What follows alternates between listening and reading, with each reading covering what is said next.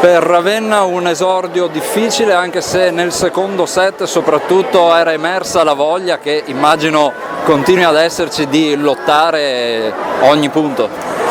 Sì, esordio amaro, sapevamo che Padova è un campo difficile, siamo venuti qua con appunto questa idea, purtroppo siamo riusciti solo a giocare a punto il secondo e il terzo set fino al 20-22 e niente, lavoreremo per migliorare, niente, è solo la prima partita, venerdì giochiamo in anticipo, ci aspetta subito un'altra con Latina e dovremo cercare subito di riscattarci, insomma.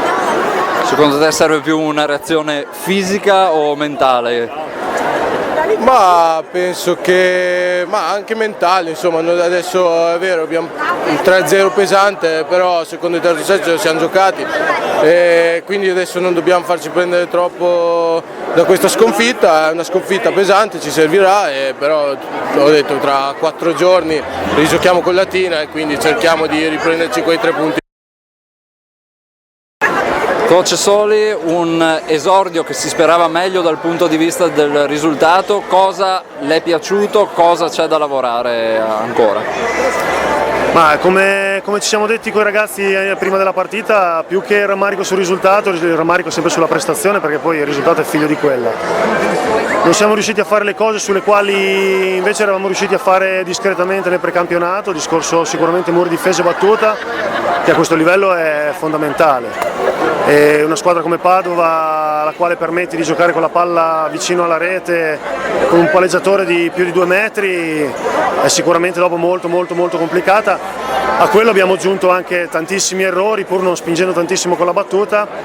E l'altra cosa, nei momenti in cui siamo riusciti a raddoppiare con i nostri centrali, abbiamo fatto praticamente poco e niente, se non qualche tocco positivo, ma pochi muri vincenti, e questo ha dato grande tranquillità a loro, che poi ci hanno messo in grossissima difficoltà con il servizio variato, potente. La partita di oggi è figlia di questi episodi e va merito a loro, perché la partita se la sono guadagnata.